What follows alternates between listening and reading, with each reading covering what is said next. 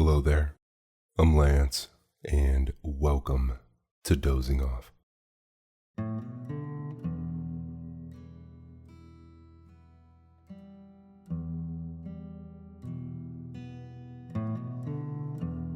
Dozing Off is a podcast where I'm going to read you to sleep. I'll read short stories and classic literature in this deep and relaxing tone to allow you to put your overactive mind at ease and doze off.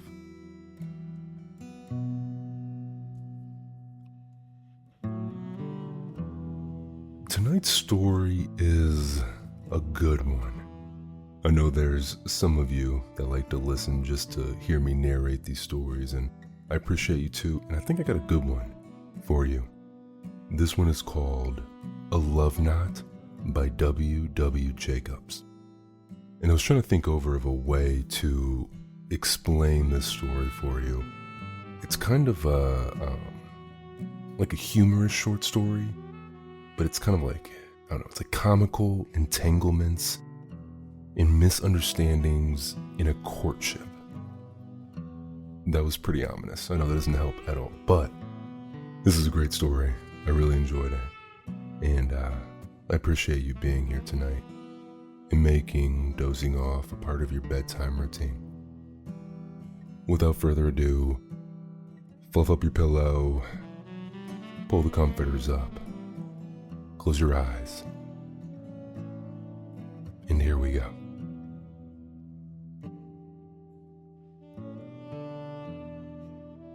A Love Knot. Mr. Nathaniel Clark and Mrs. Bowman had just finished their third game of draughts. It had been a difficult game for Mr. Clark, the lady's mind having been so occupied with other matters that he had a great difficulty in losing. Indeed, it was only by pushing an occasional piece of his own off the board that he had succeeded. "A penny for your thoughts, Amelia," he said at last. Mrs. Bowman smiled faintly. They were far away, she confessed. Mr. Clark assumed an expression of great solemnity. Allusions of this kind to the late Mr. Bowman were only too frequent. He was fortunate when they did not grow into reminiscences of a career too blameless for successful imitation. "I suppose," said the widow slowly, "I suppose I ought to tell you. I've had a letter." Mr. Clark's face relaxed. "It took me back to the old scenes," continued Mrs. Bowman dreamily. "I have never kept anything back from you, Nathaniel. I told you all about the first man I ever thought anything of, Charlie Tucker." Mr. Clark cleared his throat. "You did," he said, a trifle hoarsely. "More than once." "I've just had a letter from him," said Mrs. Bowman, simpering. "Fancy, after all these years. Poor fellow, he's only just heard of my husband's death. And by the way, he writes—" She broke off and drummed nervously on the table. "He hasn't heard about me, you mean," said Mr. Clark, after waiting to give her time to finish. "How should he?" said the widow. "If he heard one thing, he might have heard the other," retorted Mr. Clark. "Better write and tell him. Tell him that in 6 weeks you'll be Mrs. Clark. Then perhaps he won't write again." Mrs. Bowman sighed. "I thought, after all these years, that he must be dead," she said slowly, "or else married. But he says in his letter that he has kept single for my sake all these years." "Well, he'll be able to go on doing it," said Mr. Clark. "It'll come easy to him after so much practice." He He says in his letter that he's coming to see me, said the widow in a low voice. To this evening. Coming to see you? Repeated Mr. Clark sharply. What for? To talk over old times, he says, was the reply. I expect he's altered a great deal. He was a fine-looking fellow and so dashing. After I gave him up, he didn't care what he did. The last I heard of him, he had gone abroad. Mr. Clark muttered something under his breath, and in mechanical fashion began to build little castles with his draughts. He was just about to add an already swaying structure when a thundering rat-a-tat-tat at the door dispersed the draughts to the four corners of the room. The servant opened the door, and the next moment ushered in Mrs. Bowman's visitor. A tall, good-looking man in a frock coat, with a huge spray of mignonette in his bottom hole, met the critical gaze of Mr. Clark. He paused at the door, and striking an attitude, pronounced in tones of great amazement the Christian name of the lady of the house. Mr. Tucker, said the widow, blushing. The same girl, said the visitor, looking around wildly. The same as the day she left me. Not a bit changed, not a hair different. He took her extended hand, bending over it, kissed it respectfully. It's very strange to see you again, Mr. Tucker, said Mrs. Bowman, withdrawing her hand in some confusion. Mr. Tucker, said that gentleman reproachfully. It used to be Charlie.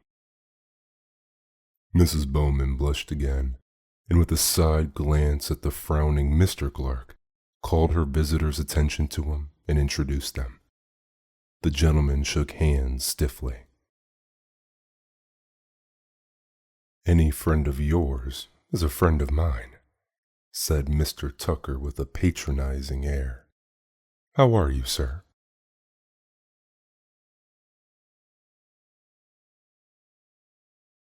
Mr. Clark replied that he was well, and after some hesitation, said that he hoped the same. Mr. Tucker took a chair, leaning back, stroked his huge mustache, and devoured the widow with his eyes. Fancy seeing you again, said the latter in some embarrassment. How did you find me out? That's a long story, replied the visitor, but I always had the idea that we should meet again. Your photograph has been with me all over the world. In the backwoods of Canada, in the bush of Australia. It's been my one comfort and guiding star. If I ever was tempted to do wrong, I used to take your photograph out and look at it. I suppose you took it out pretty often, said Mr. Clark restlessly. To look at, I mean, he added hastily, as Mrs. Bowman gave him an indignant glance. Every day, said the visitor solemnly. Once, when I injured myself out hunting, and was 5 days without food or drink, it was the only thing that kept me alive. Mr. Clark's gibe as to the size of the photograph was lost in Mrs. Bowman's exclamations of pity.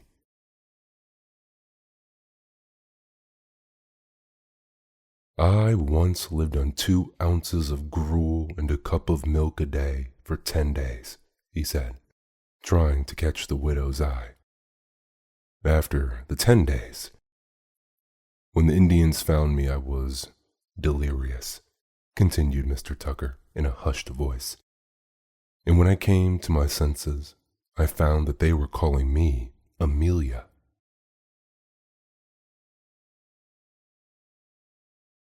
Mr. Clark attempted to relieve the situation by a jocose inquiry as to whether he was wearing a mustache at the time, but Mrs. Bowman frowned him down. He began to whistle under his breath, and Mrs. Bowman promptly said, "Hush." "But how did you discover me?" she inquired, turning again to the visitor. "Wandering over the world," continued Mr. Tucker, "here today, there tomorrow, and unable to settle down anywhere. I returned to Northtown about 2 years ago. 3 days since, in a tram car, I heard your name mentioned. I pricked up my ears and listened, and when I heard that you were free, I could hardly contain myself. I got into conversation with the lady and obtained your address, and after traveling 14 hours, well, here I am." "How very extraordinary," said the widow. "I wonder who it could have been. Did she mention her name?" Mr. Tucker shook his head. Inquiries as to the lady's appearance, age, and dress were alike fruitless. "There was a mist before my eyes," he explained. "I couldn't realize it. I couldn't believe in my good fortune." "I can't think," began Mrs. Bowman. "What does it matter?" inquired Mr. Tucker softly. "Here we are together again, with life all before us and the misunderstandings of long ago all forgotten."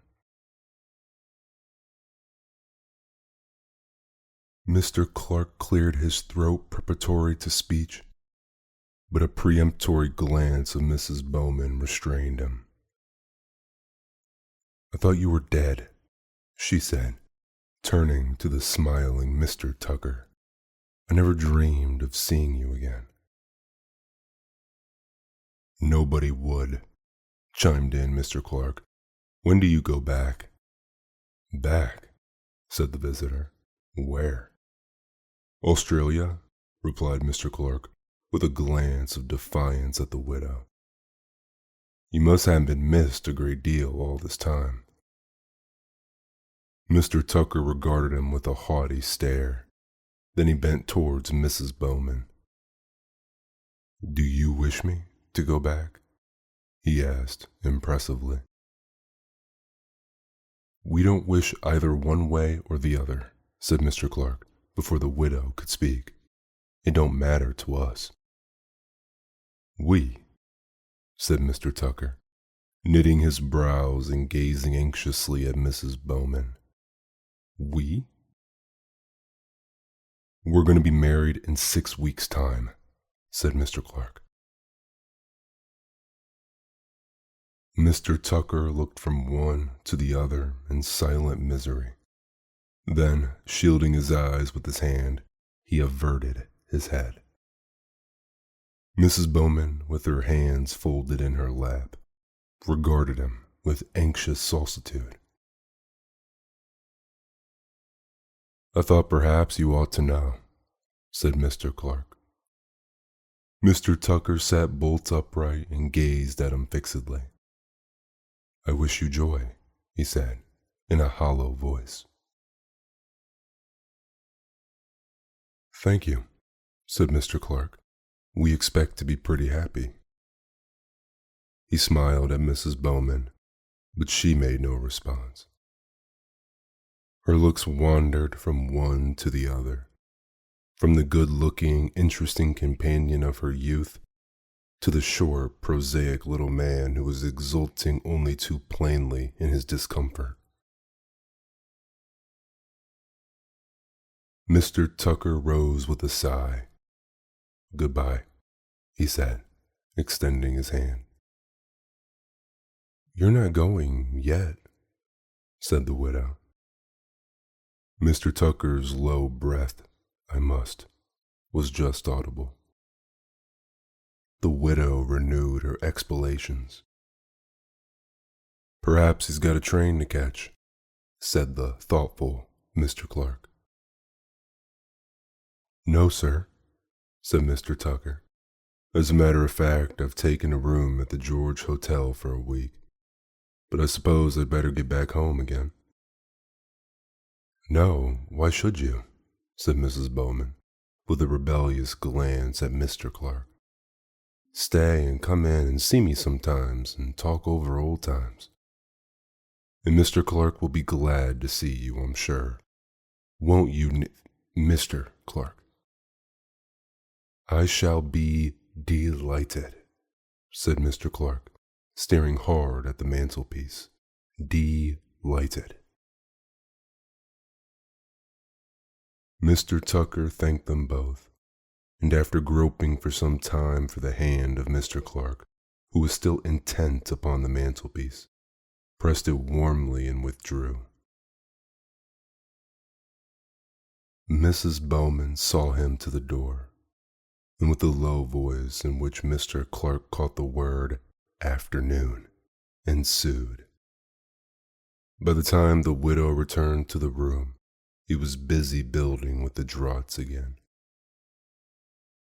Mr. Tucker came the next day at 3 o'clock, and the day after at 2. On the third morning he took Mrs. Bowman out for a walk, airily explaining to Mr. Clark, who met them on the way, that they had come out to call for him. The day after, when Mr. Clark met them returning from a walk, he was assured that his silence of the day before was understood to indicate a distaste for exercise. And you see, I like a long walk, said Mrs. Bowman, and you're not what I should call a good walker. You never used to complain, said Mr. Clark. In fact, it was generally you that used to suggest turning back. She wants to be amused as well, remarked Mr. Tucker. Then she doesn't feel the fatigue. Mr. Clark glared at him, and then, shortly declining Mrs. Bowman's invitation to accompany them home, on the ground that he required exercise, proceeded on his way. He carried himself so stiffly, and his manner was so fierce, that a well-meaning neighbor who had crossed the road to join him, and offer a little sympathy if occasion offered, talked of the weather for 5 minutes and inconsequently faded away at a corner. Trimington as a whole watched the affair with amusement, although Mr. Clark's friends adopted an inflection of voice in speaking to him which reminded him strongly of funerals. Mr. Tucker's week was up, but the landlord of the George was responsible for the statement that had postponed his departure indefinitely. Matters being in this state, Mr. Clark went round to the widow's one evening with the air of a man who had his mind made up to decisive action. Matters being in this state, Mr. Clark went round to the widow's one evening with the air of a man who made up his mind to decisive action. He entered the room with a bounce, and hardly designing to notice the greeting of Mr. Tucker, planted himself in a chair and surveyed him grimly. I thought I should find you here, he remarked. Well, I'm always here, ain't I? Retorted Mr. Tucker, removing his cigar and regarding him with mild surprise. Mr. Tucker is my friend, interposed Mrs. Bowman. I am the only friend he's got in Trimington. It's natural he should be here. Mr. Clark quailed at her glance. People are beginning to talk, he muttered feebly.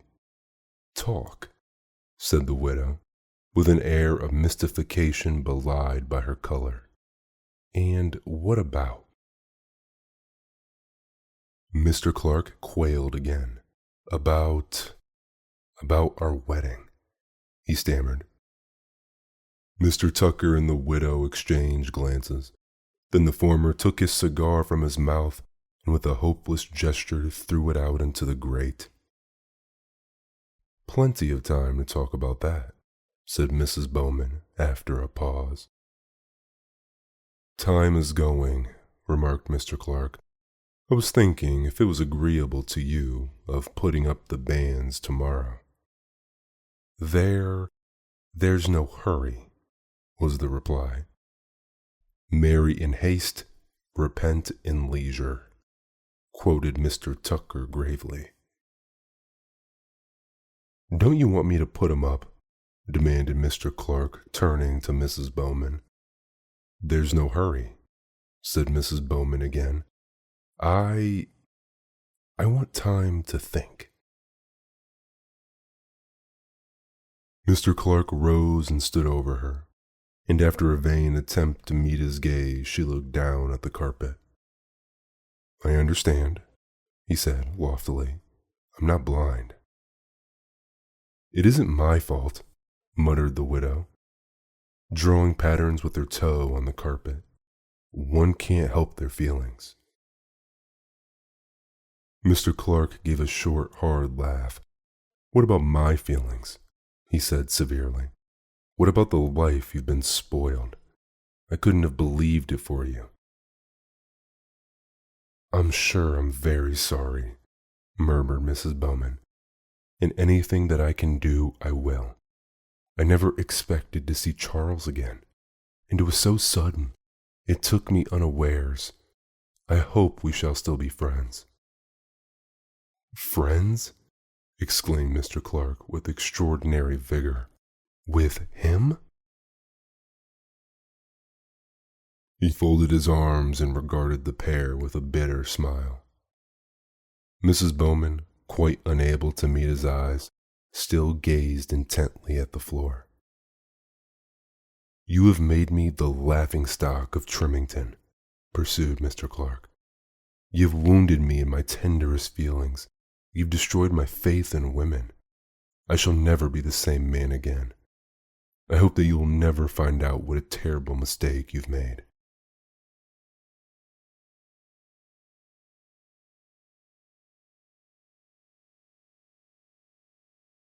Mrs. Bowman made a noise halfway between a sniff and a sob. Mr. Tucker's sniff was unmistakable. I will return your presents tomorrow, said Mr. Clark, rising. Goodbye, forever.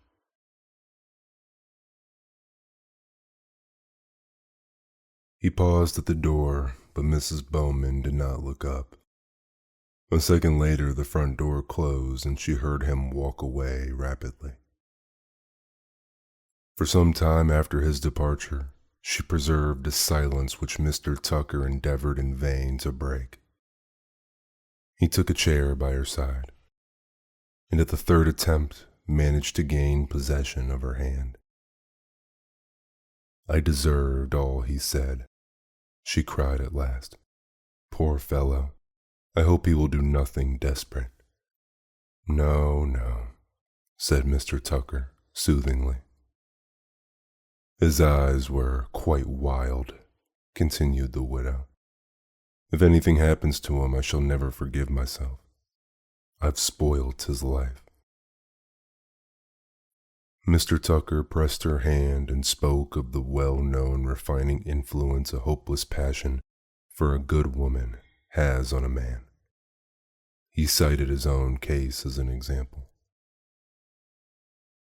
Disappointment spoilt my life so far as worldly success goes, he said softly. But no doubt the discipline was good for me.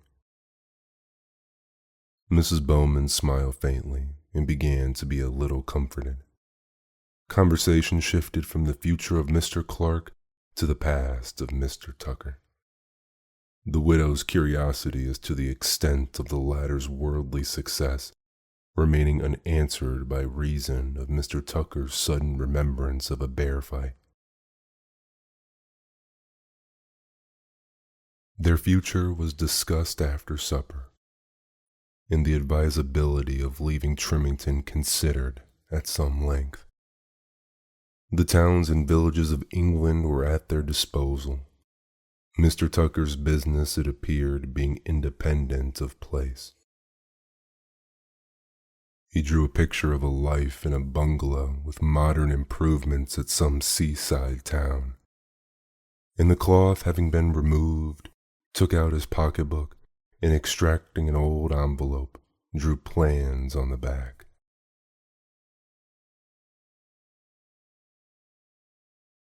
It was a delightful pastime, and made Mrs. Bowman feel that she was 20 and beginning life again. She toyed with the pocketbook and complimented Mr. Tucker on his skill as a draughtsman. A letter or two fell out, and she replaced them. Then a small newspaper cutting, which had fluttered out with them, met her eye.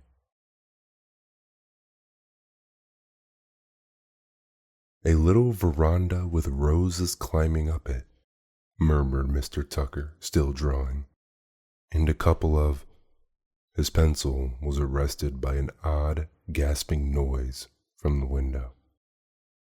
He looked up and saw her sitting stiffly in her chair. Her face seemed to have swollen and to be colored in patches. Her eyes were round and amazed. "Aren't you well?" he inquired, rising in disorder. Mrs. Bowman opened her lips, but no sound came from them. Then she gave a long, shivering sigh. "Heat of the room too much for you?" inquired the other, anxiously. Mrs. Bowman took another long, shivering breath. Still incapable of speech, she took the slip of paper in her trembling fingers, and an involuntary exclamation of dismay broke from Mr. Tucker. She dabbed fiercely at her burning eyes with her handkerchief and read it again. "Tucker, if this should meet the eye of Charles Tucker, who knew Amelia Wyborn 25 years ago, he will hear of something greatly to his advantage by communicating with N.C. Royal Hotel, Northtown." Mrs. Bowman found speech at last. "N.C. Nathaniel Clark," she said in broken tones. "So that is where he went last month. Oh, what a fool I've been. Oh, what a simple fool." Mr. Tucker gave a deprecatory cough. I had forgotten it was there," he said nervously. "Yes," breathed the widow. "I can believe that." "I was going to show you later on," declared the other, regarding her carefully. "I was, really. I couldn't bear the idea of keeping a secret from you long." Mrs. Bowman smiled, a terrible smile. "The audacity of the man," she broke out, "to stand there and lecture me on my behavior. To talk about his spoilt life, on all the time." She got up and walked out the room, angrily brushing aside the proffered attentions of Mr. Tucker. "Laughing stock of Trimington, is he?" she stormed. "He shall be more than that before I've done with him. The wickedness of that man, the artfulness." "That's what I thought," said Mr. Tucker, shaking his head. "I said to him—" "You're just as bad," said the widow, turning on him fiercely. "All the time you two men were talking at each other, you were laughing in your sleeves at me. And I sat there like a child taking it all in. I've no doubt you met every night and arranged what you were going to do next day." Mr. Tucker's lips twitched. "I would do more than that to win you, Amelia," he said humbly.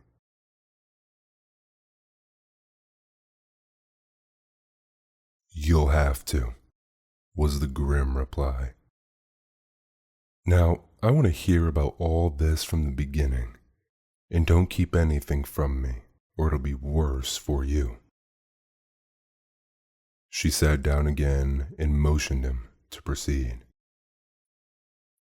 When I saw the advertisement in Northtown Chronicle, began Mr. Tucker in a husky voice, I danced with, never mind about that, interrupted the widow dryly.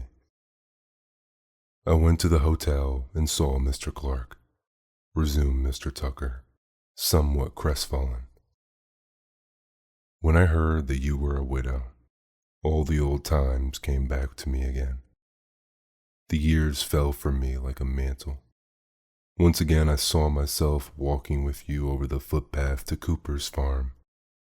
Once again I felt your hand in mine. Your voice sounded in my ears. You saw Mr. Clark, the widow reminded him. He had heard all about our early love from you, said Mr. Tucker.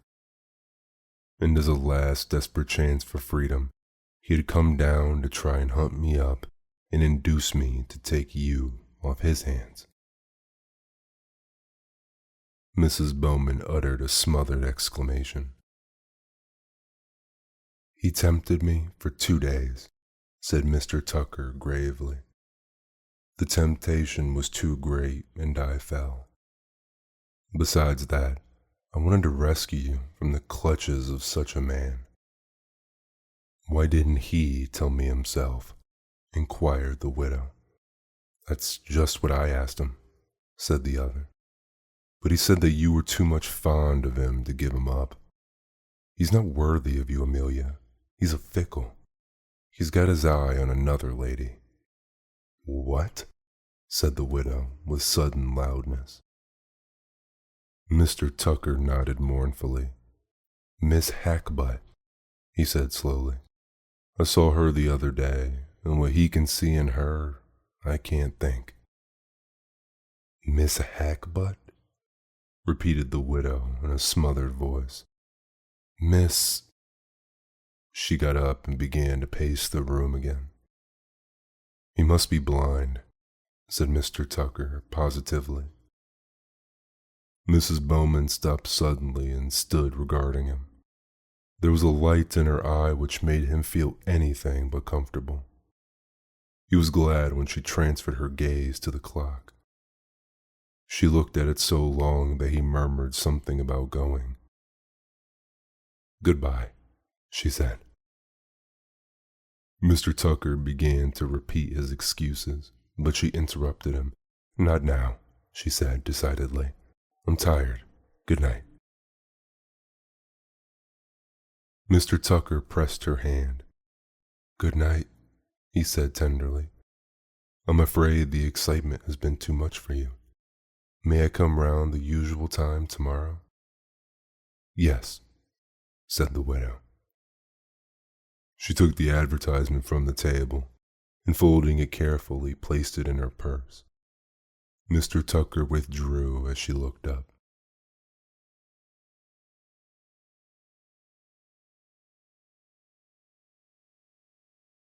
He walked back to the George, deep in thought, and over a couple pipes in bed, he thought over the events of the evening. He fell asleep at last, and dreamed that he and Miss Hackbutt were being united by the bonds of holy matrimony by the Rev. Nathaniel Clark. The vague misgivings of the previous night disappeared in the morning sunshine. He shaved carefully and spent some time in the selection of a tie. Over an excellent breakfast, he arranged further explanations and excuses for the appeasement of Mrs. Bowman.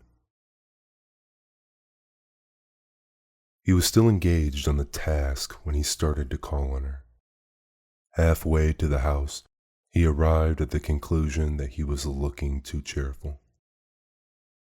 His face took on an expression of deep seriousness, only to give way the next moment to one of the blankest amazement.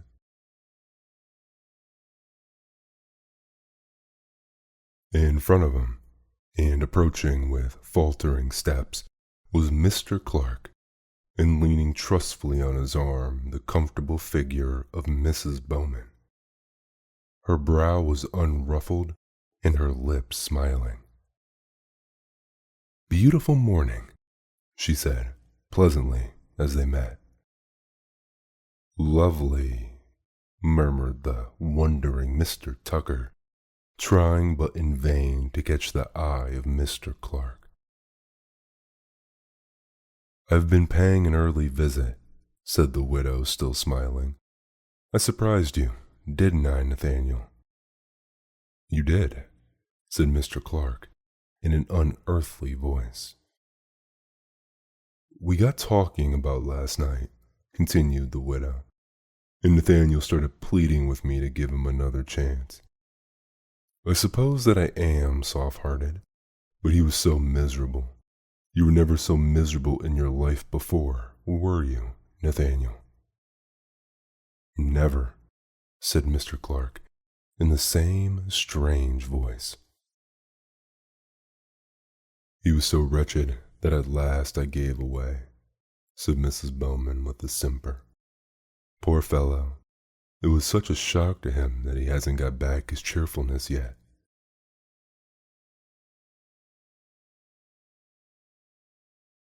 Mr. Tucker said, "Indeed." "He'll be all right soon," said Mrs. Bowman in confidential tones. "We're on the way to put our banns up, and once that is done, he'll feel safe. You're not really afraid of losing me again, are you, Nathaniel?" Mr. Clark shook his head, and meeting the eye of Mr. Tucker in the process, favored him with a glance of such utter venom that the latter was almost startled. "Goodbye, Mr. Tucker," said the widow, holding out her hand. "Nathaniel did think of inviting you to come to the wedding, but perhaps it's best not. However, if I alter my mind, I will get him to advertise for you again. Goodbye." She placed her arm in Mr. Clark's again and led him slowly away.